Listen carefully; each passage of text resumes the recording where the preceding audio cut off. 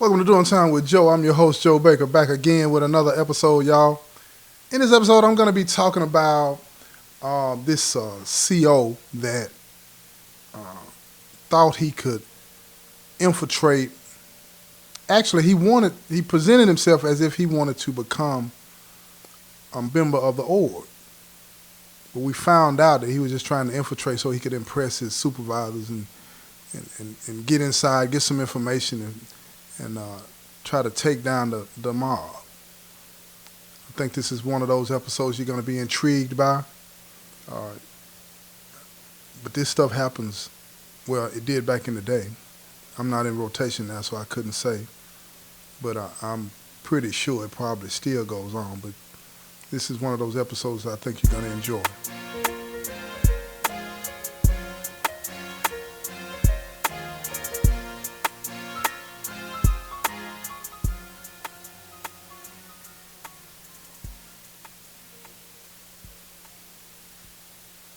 Yeah, like I was saying in the intro, it was this officer back in the day, new buddy.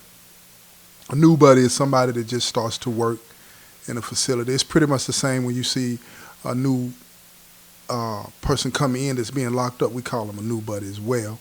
New to this environment, basically, is what that means. So it was this officer, new buddy, still wet behind the ears, all of that, coming out of the academy, eager to impress his new bosses.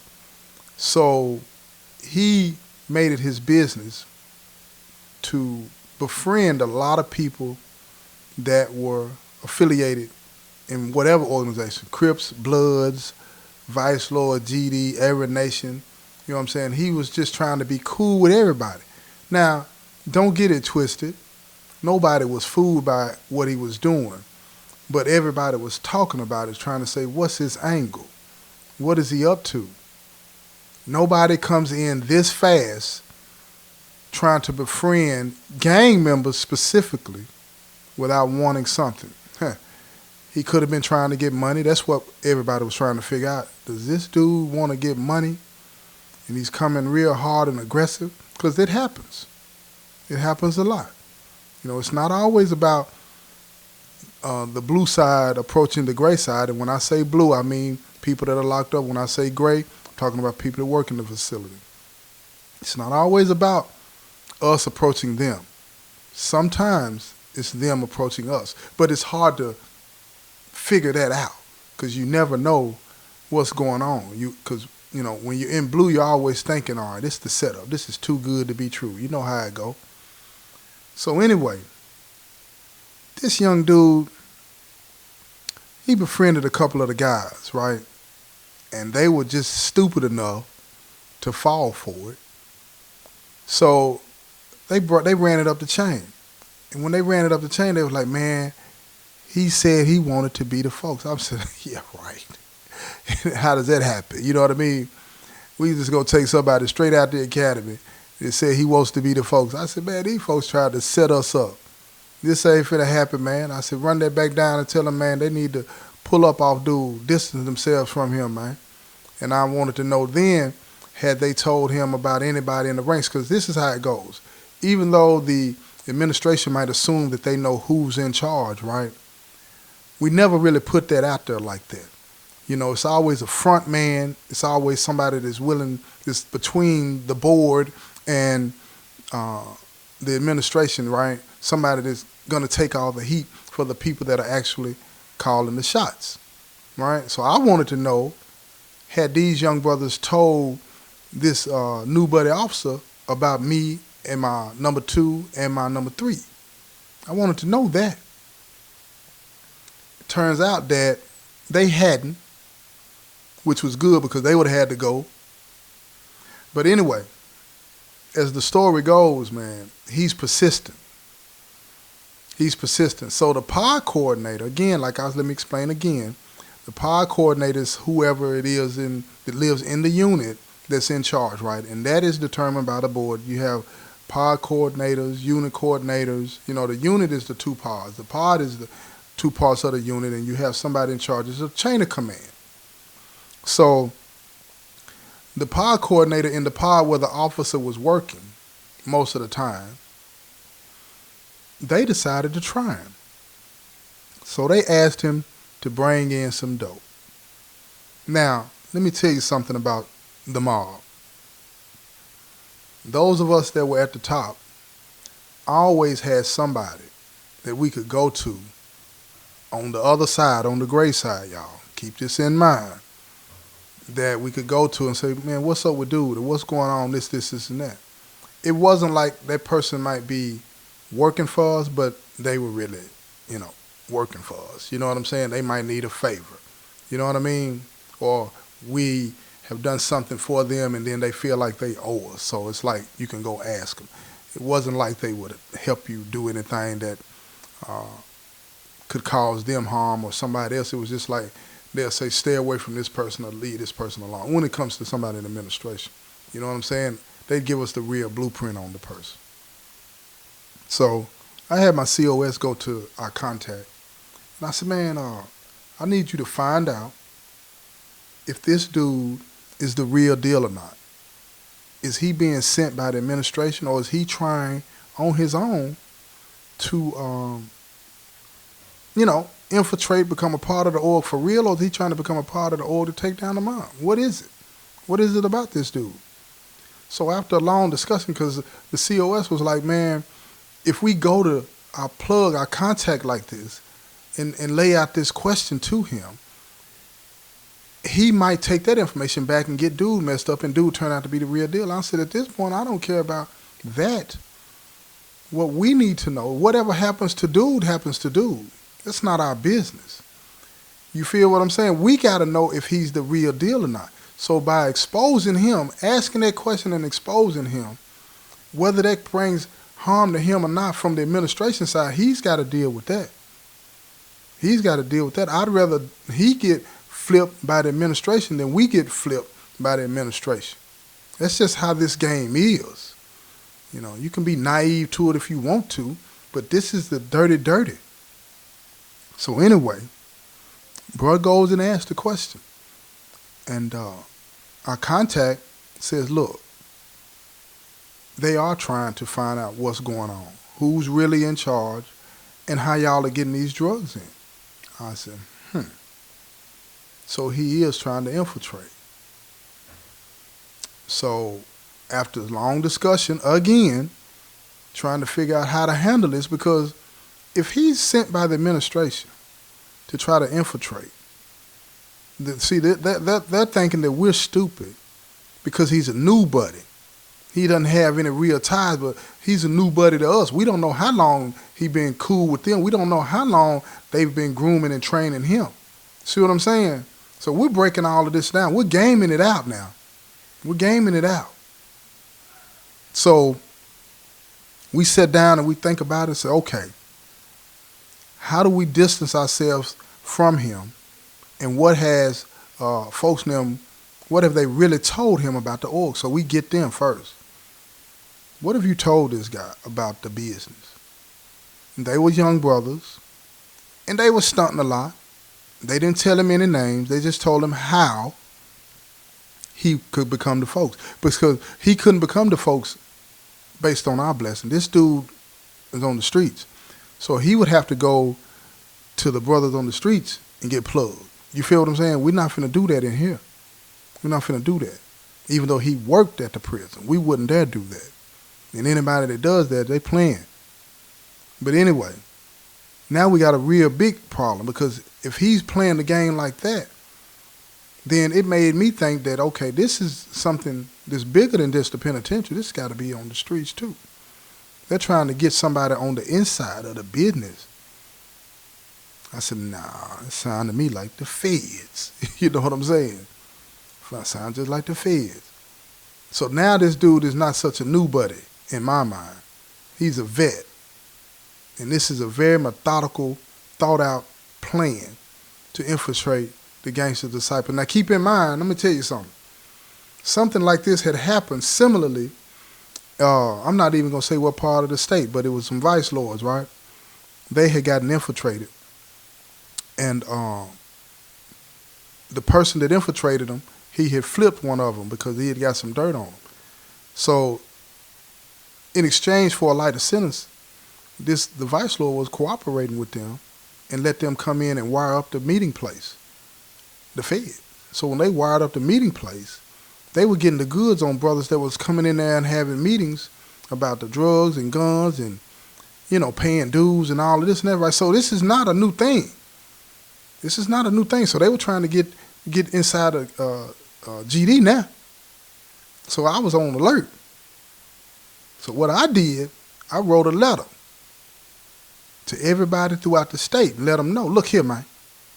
I don't know if this is going on down there, but this is going on here. And it's real. So be on the alert.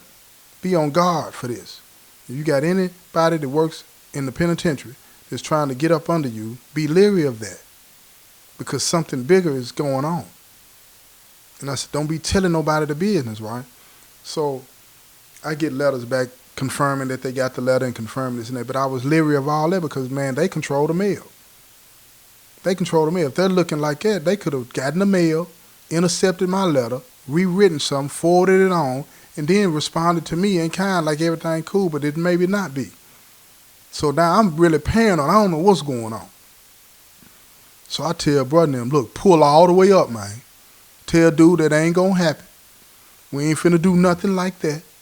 You know what I'm saying? I don't want nothing to do with nobody that's in gray that's trying to become the folks in the penitentiary. Nothing. Nothing. Well, let me tell you something. There's one thing when it gets real serious, brothers will lie to you. They'll lie to you.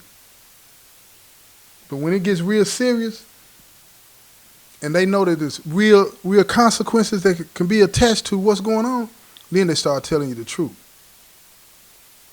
They had already plugged this brother. This officer, rather. Let me say that. They had already plugged it. It ain't real because they did it in the penitentiary. But they went through the ceremony, the blessing ceremony with him. He think he the folks. He ain't a bit more folk than a man in the moon. He ain't a bit more folks than nobody else. But he thinks he is. Now, we don't know who he's reporting this to. We don't know if it's bigger than this or bigger than that. We don't know nothing. But he think he the folk. So here we go. This brother here, man, in the pod, he got him thinking that it's all good, this and that. I told him, man, look, this ain't going to work, man. He got to go. Because we don't really know what's going on with him. If he's talking to the feds, if he's working with the feds, this ain't no small thing, but y'all done plugged a police officer. You done plugged the police officer, and then you lied about it. So you know what it is. They got to go. They got to go. So we call the deuce. We got these brothers down on the ball field that done plugged this fool and tell them, look here, this is what it is. 6 minutes, no cover up, and then you gone to the back. It's over with, and we going to send the word around the state. Yeah, all of that. 6 minutes, no cover up, for those of you that don't know, is 6 minutes of beating, no cover up from 6 brothers. I'm talking about 6 minutes of pure hell. Pure hell. The only thing you can't do is put your feet on them. The only thing you can't do is put your feet on them. And they can't ball up. If they ball up, the clock stops. Start it again. I let them fight back, though. 6 of the hardest hitters I got in there with them. Beat them. Beat them. And then my COS come to me. He said, look here, Joe, this is what we need to do. I said, what we need to do, bro? He said, what we need to do is we don't need to run them to the back. Send them back to the pod. Let them stay on the compound for a couple of days. I said, you tripping, folks. If we let them stay on the compound for a couple of days, then the police going to see it. Then they're going to be like, what's going on? These brothers running around here with the pumpkin head. They might come and get us. So we can't do that, folks. He said, no, listen to me. Let me tell you what I got on my mind. He said, what I think we need to do, if we send them back to the pod, pumpkin head out, then the officer going to see it. And then he going to get afraid. Oh, for real? He'll get afraid, huh? I said, you really think that'll work? I said, he the police, folks. He said, Joe T, listen to me now. Listen to me. If he gonna tell it, he gonna tell it. We already done. But if he just trying to do this to impress his supervisors, when he see this, he gonna leave this thing alone. I said, man. I said, I'm gonna tell you what, folks. I said, you gambling with my life. Now I said, I'm about the body. I'm about the full body. But I said, I'm about me more. I said, if they snatch us up and lock us up, man, for this decision that you want me to make, I'm going to make sure you get ran to the back. It's as simple as that. He said, man, trust me, man. If this dude ain't serious about this, when he see this and he hear why, because we going to tell them to tell him why. We're going to tell them to tell him why. That's going to be the agreement we make with them so they can stay on the compound. I said, so now you want them to stay the folks too. He said, look, we got to cut our losses like this. If we can use them to convince him that he need to back the fuck up, then that's what it's going to be. I sat there for a minute. I ain't going to lie. I'm nervous. I'm nervous. I'm for real. Sweating. Like, man, if we do this and this backfire, I'm done. I ain't thinking about us. I'm thinking about me. So I sat there for a minute. I said, man, run it, man. He said, GD that, folks. Man, look here. He go in the back and tell them brothers that just got the shit kicked out of them, said, look, y'all gone back to the pod, lay up a few days, we going to feed you. And he said, when you pull up on the officer, man, tell him, man, this is what happened, man, when somebody violate the rules, man. Let him know, man, that he ain't the folks. Let him know that he need to back up. He don't need to be speaking to us no more. None of that. Let him know that, and this is real. Because the next time, tell him, let him know. It could be him to get put in that blender. But he won't get put in no blender in here. It'll be out on the streets. The little folks then was telling our brother, like, man, that sound like a threat, though. We tell him, man. He said, man, it is what it is, man. Y'all done already put us in a bad situation, man. Do what I tell you to do, man. Or you're going to the back. GD that, folks. They go back to the unit and they tell the officer exactly what folks heard, what folks told them to say. Guess what? It worked. This dude was so scared. This dude was so scared, y'all. This is what I'm trying to tell you. He went to his supervisor and reported the incident. He didn't tell him that he was the folks. He reported the incident and said, we got 2 people that's been beaten up in the pod. They need to go to medical. They go to medical. Guess what he do? He quit. He put in his resignation and left. He wasn't trying to impress no bosses no more. Coming up in there playing gangster, wanting to play gangster. He found himself in a situation where he could have got his brains beat out. So folks was right. I was scared though, but folks was right. That the reality of that life scared him. You don't obey the rules in this here thing, you get your brains knocked out. That's what happens to you. You get your brains knocked out. Trying to be slick, you get your brains knocked out. So all of you wannabes out there that think this lifestyle is something to brag about, you want to be famous, you're going to be famous, all right, running around with that pumpkin head, because everybody gets their turn. I even got it. You understand what I'm telling you? I even got it. Go back and listen to one of my earlier episodes when I talk about Judgment Day. Everybody gets their turn, man. And it hurts. And when you being beat on by people that say they love you, the reality of what you belong to hits you. This is not love, man. This is abuse. I'm trying to tell you now. So think about that. All of y'all out there that want to be a part of this here lifestyle. You know how you hear people on TV talking and all that, say you ain't about this life? Nobody should be about this life. Nobody should be about this life. I'm going to leave you with that one, y'all. This has been another episode of Doing Time with Joe. I'm your host, Joe Baker, and I say peace, y'all.